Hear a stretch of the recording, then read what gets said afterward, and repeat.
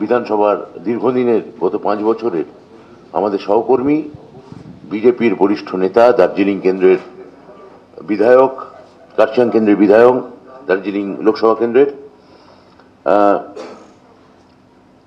এবং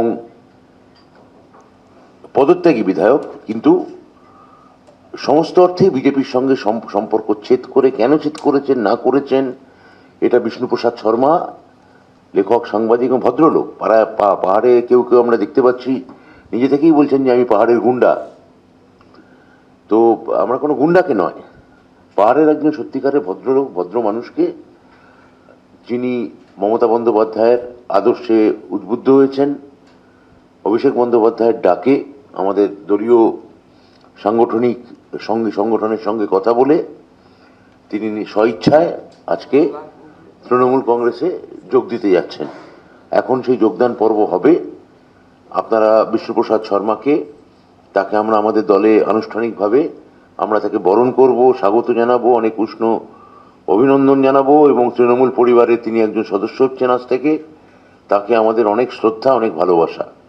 আমি এই নিয়ে ডক্টর শশী পাঁজাকে দুটো কথা বলার আগে আমি বলবো, একটা কথা বলে নিই। আপনারা আজকে দেখেছেন আমাদের দলনেত্রী মাননীয় মুখ্যমন্ত্রী, তিনি আবার আমাদের প্রধানমন্ত্রী, তিনি বাংলা এবং বাঙালি সংস্কৃতির প্রতি জ্ঞানের আবার আজকে একটা স্বাক্ষর তিনি রেখেছেন, নমুনা তিনি রেখেছেন।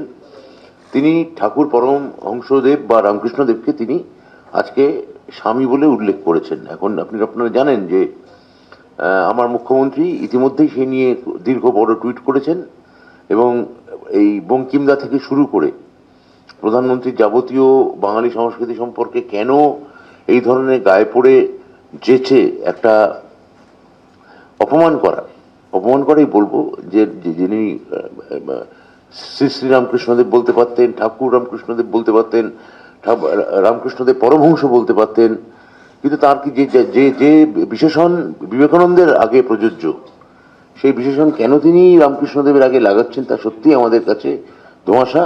নেত্রী এইটা উল্লেখ করেছেন তার টুইটে। সেটাও আমার মনে হয় একবার রাজনৈতিকভাবে আমাদের দলীয় প্ল্যাটফর্ম থেকে সেই নেত্রীর বক্তব্যের সঙ্গে যে আমরা 200 ভাগ রাজনৈতিকভাবে সহমত পোষণ করি, সেটা আপনাদের কোথাও জানিয়ে দেওয়ার দরকার ছিল, সেটা আমরা দিলাম। এবার ডক্টর পাঁজাকে বলবো, ডক্টর পাঁজা যদি দুটো কথা বলেন। আজকে আমরা আমাদের একজন সহযোদ্ধা, যদি বা তিনি নির্বাচিত হয়েছিলেন ভারতীয় জনতা পার্টির দল থেকে 2021-এ, বর্তমানে তিনি কার্শিয়ংয়ের বিধায়ক শ্রী বিষ্ণুপ্রসাদ শর্মা, তিনি আজকে সর্বভারতীয় তৃণমূল কংগ্রেসে যোগদান করছেন। আমরা খুবই আনন্দিত, এবং তার অস্বস্তিটা আমরা বুঝতে পারতাম বিধানসভায় যখন আমরা দেখেছি তাকে অস্বস্তি বোধ করত। ভারতীয় জনতা পার্টি কোনো গঠনমূলক বক্তব্য কিংবা তারা কোনো বিতর্কে সঠিকভাবে যুক্তি দিয়ে যোগদান করতেন না। তারা গঠনমূলক রাজনীতিতে যে বিশ্বাস করে না, সেটা বিধানসভাতে প্রত্যেকবারই যখন সেশন হতো আমরা দেখতাম। কিন্তু সেই অবস্থায়, সেই পরিস্থিতিতে বিষ্ণুপ্রসাদ শর্মাকে যখন আমরা দেখতাম, যেখানে তিনি বসতেন বিজেপি গ্যালারিতে, তার কিন্তু অস্বস্তি হতো। তারা ওয়াকআউট করলেও তিনি বসে থাকতেন। কখনো কখনো হুইপটা এত জোর দিত যে তিনি বাধ্য হতেন উঠতে। কিন্তু সবসময় তিনি মমতা বন্দ্যোপাধ্যায়ের বক্তব্য, বাজেট সবগুলোকে তিনি সমর্থন করেছেন। অত্যন্ত মাটি মানুষের মতো একটি অত্যন্ত সাধারণ বলবো কিন্তু অত্যন্ত গুরুত্বপূর্ণ গোর্খা লিডার। উত্তরবঙ্গের তার পরিশ্রম, তার সমস্ত রাজনীতির উৎস সেই জায়গা থেকে। তিনি কৃষক, সুতরাং খুব সাধারণ মাটির মানুষ আজকে মাটি মানুষের দলে যোগদান করছেন। আমরা সত্যি খুব খুশি, আনন্দিত। শ্রী বিষ্ণুপ্রসাদ শর্মা নিশ্চয়ই আরও বিস্তারিত বলবেন।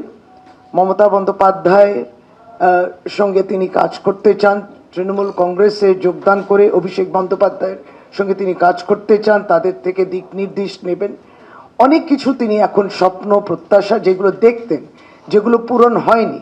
ভারতীয় জনতা পার্টি বলে এক, করে একদম বিপরীত, সেটা তিনি বুঝেছেন। এবিপি আনন্দ, এগিয়ে থাকে, এগিয়ে রাখে।